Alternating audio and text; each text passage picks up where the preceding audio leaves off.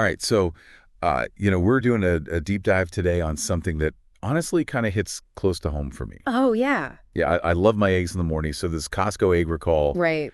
I've got to know what's really going on. You see those headlines, but what's the actual story? Absolutely. So we've got FDA announcements, we've got some stuff from a health news website, and even the company's statement. So Yeah. we're going to try to figure out what happened, Yeah. how serious is this, and really what do you need to know to stay safe? That's the big question. Yeah. And I think what's so interesting about this one is that it's not just like we messed up a little bit. This is a huge recall. Oh, wow. We're talking Kirkland signature organic pasture-raised eggs, Okay. the 24-count packs, over 10,800 units, Wow. which if you do the math, that's almost 260,000 eggs. That's a lot of eggs. A lot of breakfast. Yeah, it's a lot of breakfast gone wrong, potentially. Yeah. So before we all just give up on eggs completely, let's get into some of the specifics. These eggs were sold at 25 Costco stores Right. across 5 states: Right. Alabama, Georgia, North and South Carolina, and Tennessee. The recall was issued November 27th by the supplier, Brook Farms. And the reason for the recall is the big one, Salmonella. Oh, okay. So we've heard of Salmonella. Obviously, it can cause some food poisoning. But for people who aren't, microbiologists, break it down for us. Sure. So basically, Salmonella is a bacteria that can actually live in the intestines of animals. Hmm. And sometimes it can contaminate food. Oh, okay. And when you eat food that's contaminated, you can get sick. So it's not just a little tummy ache then? No, not really. We're talking fever, diarrhea, nausea, vomiting, Oh, come on. abdominal cramps. This is not a fun time. No, not at all. For most healthy adults, it's probably just a really unpleasant few days. But it can be a lot more serious for young children, Yeah. elderly folks, or anybody with a compromised immune system. So this is something to take seriously. And it seems like they are taking it seriously Right. because the FDA classified this as a Class 1 recall, Right. which is their highest risk level. Okay. They're saying there's a reasonable probability of serious health consequences or even death. And that's why it's so important to take action even though no illnesses have been reported yet. Absolutely. Absolutely. Now, this is where things get a little interesting to me. The company's statement mentions that the recall was initiated because eggs not intended for retail were accidentally packaged and sold. Yeah. What does that even mean? Like, were they trying to sneak in like dinosaur eggs or something? I wish it were that exciting. Yeah. But really what this does is it brings up this question of quality control in the supply chain. How do eggs that weren't even supposed to be in the grocery store end up in those Kirkland cartons? Were they from a different facility? Were they for like a whole other purpose? Yeah. Like industrial use? We don't know. Makes you wonder what's going on behind the scenes. Yeah. Now, this voluntary recall thing makes it sound so casual. Like they just decided to be like extra cautious. Right. Is that really all it is? So it's a bit more nuanced than that. I mean, they did choose to initiate the recall. Okay. Oftentimes, it's actually a collaborative decision with the FDA. So sometimes the company themselves will identify an issue and actually take action before the FDA steps in, which can actually be a good sign. It shows that they're taking responsibility, prioritizing safety. Okay, that makes sense. Okay. So it's not necessarily less serious. It's just that the company's trying to be proactive. Exactly. But no matter who initiates the recall, the important thing is that people know what to do. Absolutely. Absolutely. Yeah. So let's get to the nitty-gritty. What should we be looking for if we think we might have some of these recalled eggs? So there are 3 key things to check. Okay. The UPC code, the Julian code, and the use by date. The affected eggs have a UPC of 96619106080, a Julian code of 327, and a use by date of January 5, 2025. Okay, hold on. Julian code. You're going to have to explain that one. What is this? Some like secret egg language? I don't know what that means. It sounds a lot more mysterious than it is. The Julian code is just a way to track the date the eggs were packed. Okay. So instead of using a month and day, they assign a number between 1 and 365 to represent each day of the year. Oh, okay. The 327 would be sometime in November. Got it.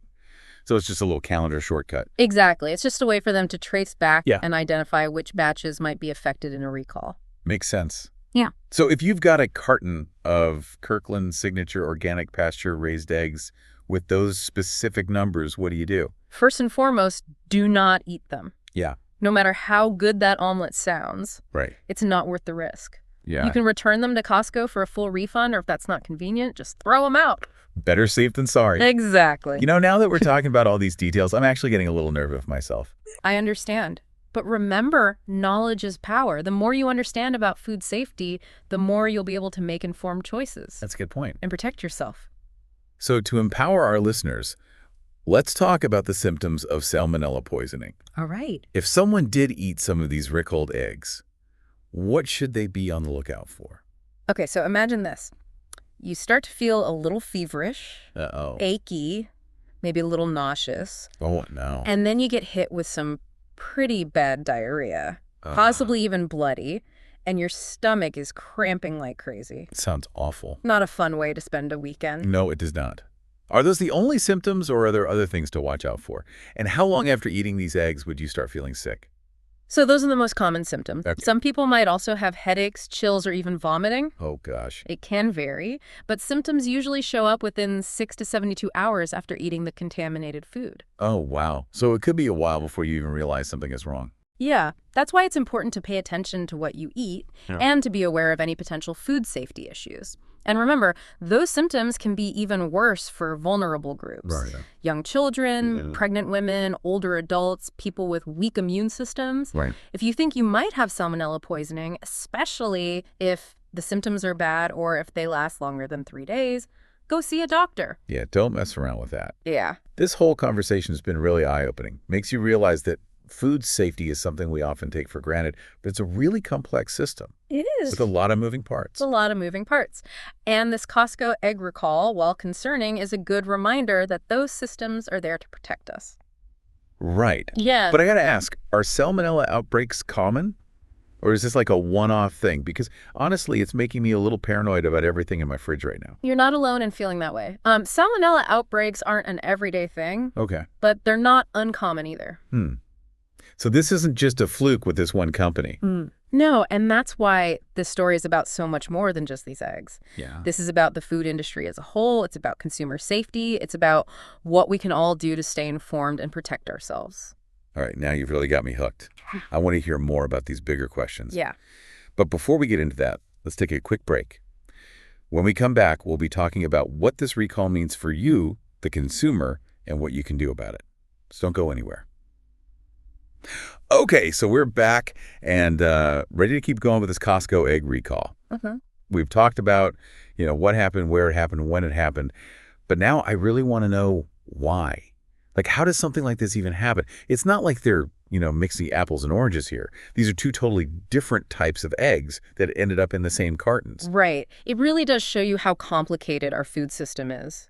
We tend to think of the grocery store as the end of the line. Yeah. But it's really just one stop in a very long journey. Okay, so walk me through this. I'm picturing like an epic cross-country road trip for these eggs. Where does it all begin? So let's start at the source. The farms where the hens are laying these organic pasture-raised eggs. Right. The ones we see in those Kirkland cartons. Then they've got to transport those to processing plants where they wash them, sort them, grade them. And from there, they're packaged. And this is where things get tricky in our recall case. Right, because somewhere in that packaging process, a wrong turn was made. It's like one of those movies where there's a case of mistaken identity. Yeah. But instead of, twin separated birth, we've got retail eggs and then whatever those other mystery eggs were. Exactly. And that's where the questions about supply chain control come in. Were these different types of eggs being processed in the same place? Right. Was there a labeling mix-up? Maybe a pallet got switched at the last minute. Right. There are so many possibilities, Yeah. and they all kind of raise concerns about the checks and balances that are supposed to be in place. That's a giant game of eggshell shuffle, and the rules got all scrambled up. But this isn't just about one company messing up, right? This brings up some bigger issues about food safety overall, doesn't it? It does. This should make us all ask, are the current regulations good enough? Yeah. Are companies really doing what they need to be doing to put strong safety protocols into place? Right. Because voluntary recalls might be a good first step, but they're not a perfect solution. So what else can we do? Are we just supposed to, cross our fingers and hope for the best every time we open a carton of eggs? Well, one thing we can do is push for more transparency in the food industry. Okay. Consumers have a right to know where their food is coming from and how it's handled at every step of the way. Imagine if we had a system where you could actually trace the eggs back to the specific farm they came from, the date they were processed, maybe even the batch number. Wouldn't that make you feel more confident about what you're eating?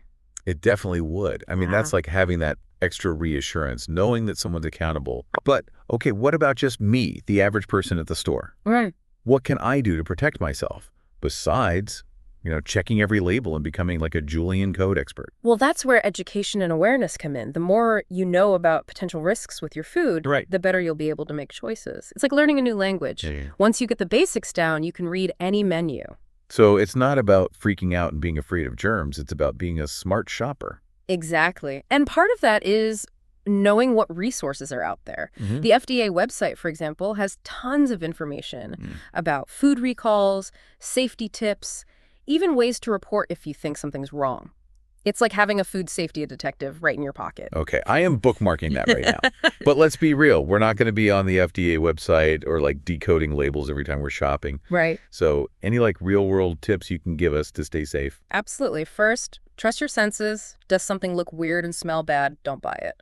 And second, remember those vulnerable groups we talked about? Young kids, pregnant women, older adults, anyone with a weak immune system. Right. They're more likely to get sick from food, so be extra careful when you're preparing their food. So wash your hands, cook the food all the way through, store leftovers properly, all that basic stuff that we know but sometimes forget. Exactly. It's easy to get lazy about those things, but those little steps can really make a difference in preventing those foodborne illnesses. This whole conversation has really got me thinking about food safety in a new way. It's not just about avoiding these recalled eggs. No. It's about being more careful in general. Right. And really thinking about the choices I make. But one thing I'm wondering is if salmonella outbreaks aren't all that rare, are we seeing more of them these days? Is something causing this? That's a great question, and it's something researchers are looking into right now. There are a few things that could be contributing to what seems like an increase in foodborne illnesses. Okay, lay it on me. What are the experts saying? Well, one possibility is that our food system is just more complex and more global these days. We're getting ingredients from all over the world, which means there are more chances for something to get contaminated along the way. So it's like a game of telephone, but instead of whispers, we're passing along germs. That's a good way to put it. And with more steps in the supply chain, there are just more opportunities for something to go wrong, even if everyone has the best intentions. That makes sense. What are some other factors that might be at play? Another one is people wanting to eat more fresh, less processed foods. Yeah. Which is great for our health overall, but it can come with more risks if those foods aren't handled properly. So it's like a trade-off. We want fresh food, but sometimes that means we're losing some of the safety net that comes with more processed stuff.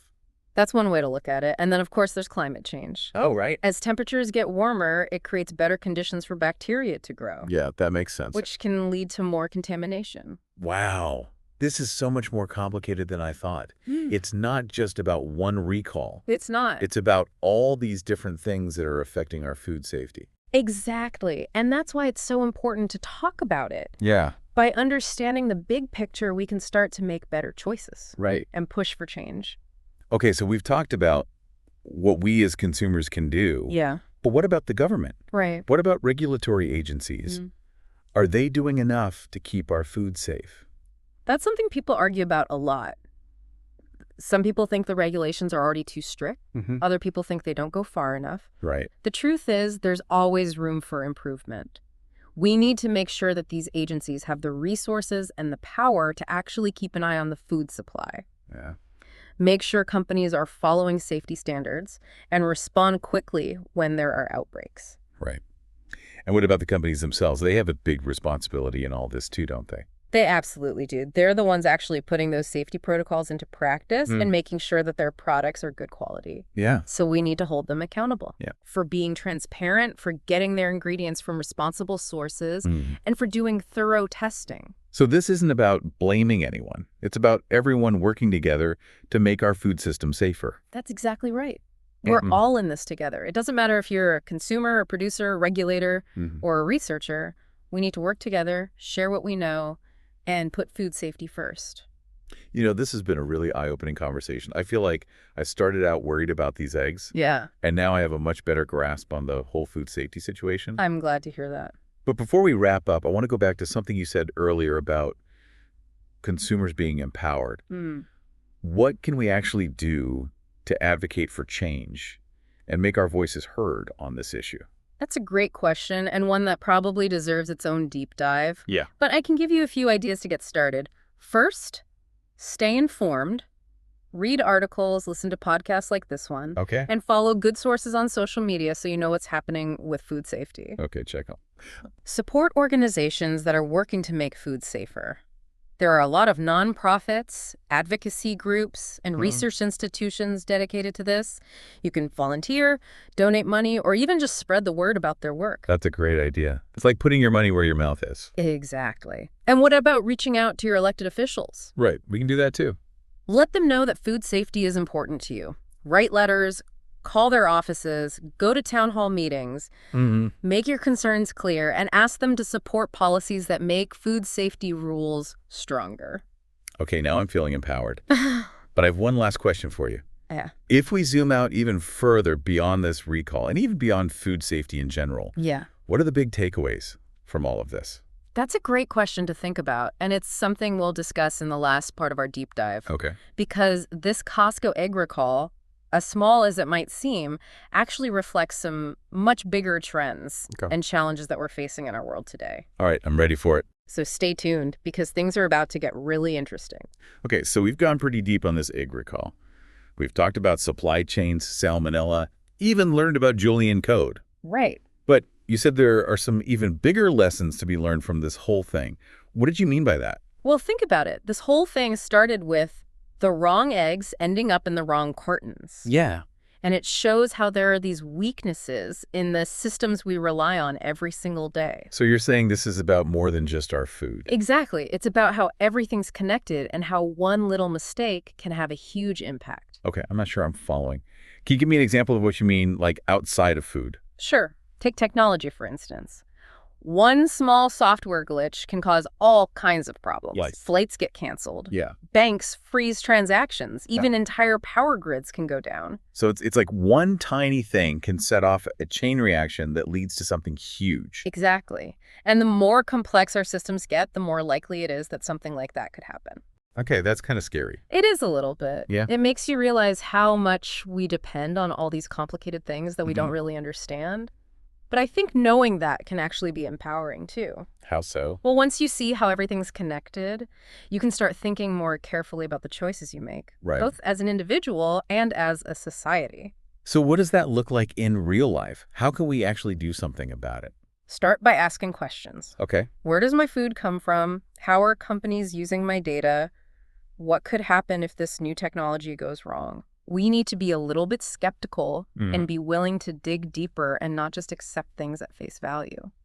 That makes me think about what we talked about earlier with transparency. Exactly. The more we know about how things actually work, Right. the easier it is to spot problems and try to fix them.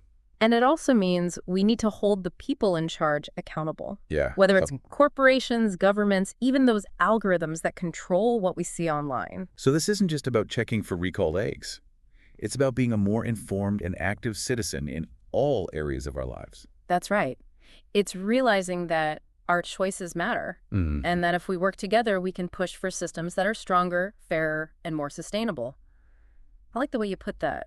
This whole Costco egg recall, as small as it seems, has really opened up a bigger conversation. It really has. About the challenges we're facing in the world today. I completely agree. This has been a fascinating deep dive. It has. I feel like I've learned so much, not just about food safety, but about how to approach the world in general. Yeah. Thank you so much for sharing your insights with us. My pleasure. Remember, learning is a lifelong journey. That's true. Keep asking questions and stay engaged. I will. And to our listeners, thank you for joining us. We hope you found this deep dive as eye-opening as we did. You have the power to make a difference. Stay informed, get involved, and stay safe. Until next time, keep exploring.